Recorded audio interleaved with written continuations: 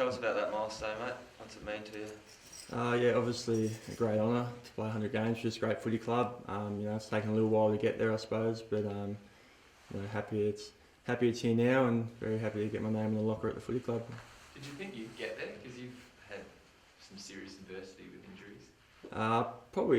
You probably don't think about those sorts of things too much. Had my ups and downs through my career with injury and that sort of thing, but as I said, just happy to finally get there, and hopefully we can get a win on Saturday night or Saturday after. Is it sort of thing that you'll, I guess, look back on a bit later and realise, it was pretty special to actually push through all that hard times and get there in the end?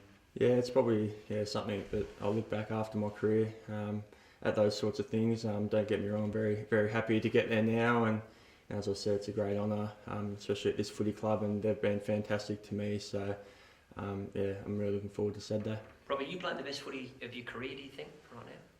Have I? Are you, do you think? You playing the best? I'm not too sure. It's sort of a hard one to probably sort of judge. Hopefully I've still got some good footy ahead of me. I'm at that age now where I've been around a fair while, so I suppose it's about doing it consistently now, and hopefully I can do that going forward. You don't wear a mouthguard, do you? No. Did you think, I think Elliot Yeo, you probably saw the vision, had a couple of teeth knocked out. Are you reconsidering that at all? Yeah, I took it out after last year because it didn't seem to stay in my mouth that much anyway. So I did see the vision the weekend, and it made me a little bit more nervous, but I haven't really thought about it too much.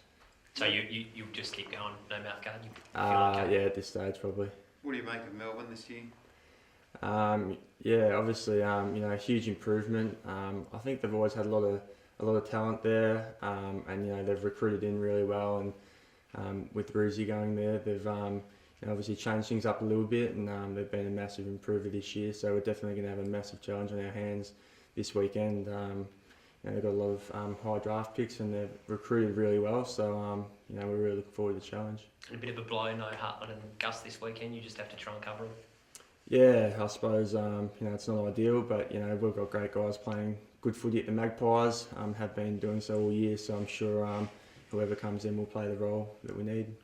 Touchwood, do you think that you found the secret to preparation to get over those niggling injuries that sort of plagued you for the first half of your career?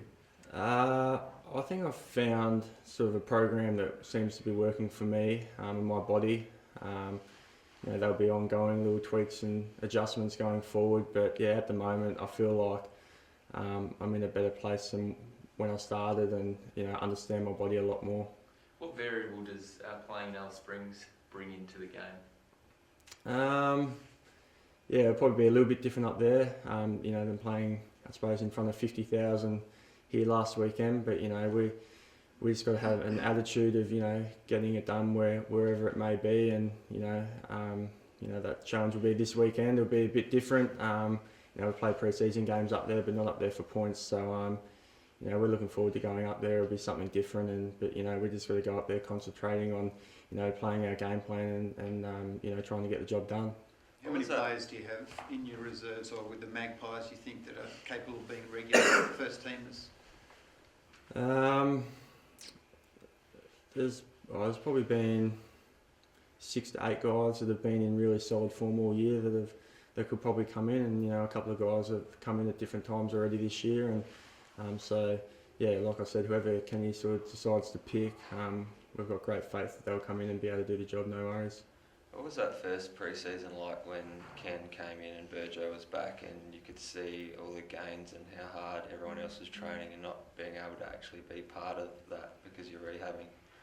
Yeah, obviously it was a bit tough. I suppose I didn't do a lot of work with the main group, and I could see they were getting worked pretty hard. I was overdoing my own sort of rehab stuff on the side, and I suppose once you see the pre-season form that the guys had then, and you could see things starting to come together, it just made you want to sort of get back quicker and become a part of that. And Kenny and Burjo had a massive influence in the group as soon as they sort of got here.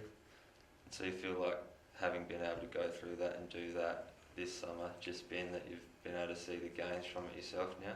Yeah, I think just that consistency in training, and I've said it before, like being able to get through most of last year and get some games under my belt, and then get the full pre-season under Burjo, and you know, that goes for a number of people in our group. I think a couple of pre-seasons under their belt, you know, holds them in really good stead going into the season.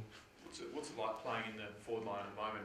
Everyone's contributing so evenly, but I mean, can you sort of compare it to last year or maybe a little bit earlier in your career? Is there a different vibe or feeling?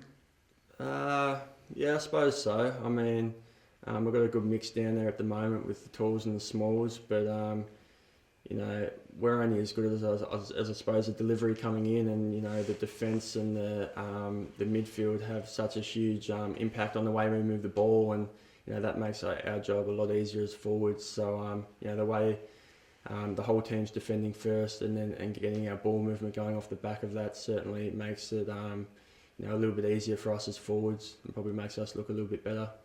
What's keeping you guys so consistent? I guess last year you went 5 and then you lost 5 in a row. What's keeping the team going? Is it mentally or is it coming from Ken, or what's keeping you guys going?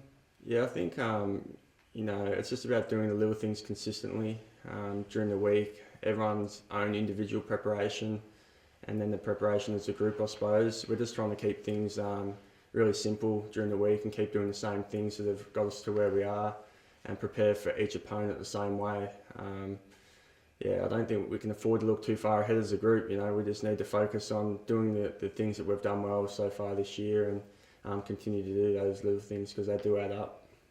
You have to sort of mentally prepare a bit for an opponent this week that's going to be pretty focused on just defending. Yeah, I suppose so. You know, Paul Roos, you know, has got them playing, you know, some really good football, and they're very good defensively. I think, you know, they've reduced their scores against a fair bit this year, and you know, we'll have to come with our A game, and like I said earlier, they've got a lot of talent on their list as well, so we're going to have to be at our best, you know, going into this week. What's the number one thing you've learned? What's the number one thing you've learned now? I guess 100 games in compared to Robbie Gray, first game in the AFL. Probably just preparation. You know, how much you got to do off field to look after your body, and I suppose just all the little things you got to do to take care of your body, and you know, to be able to give you that consistent approach to being able to train and play. Fantastic. Thanks, Robbie. Thanks, Robbie. Good luck, mate. Thank you.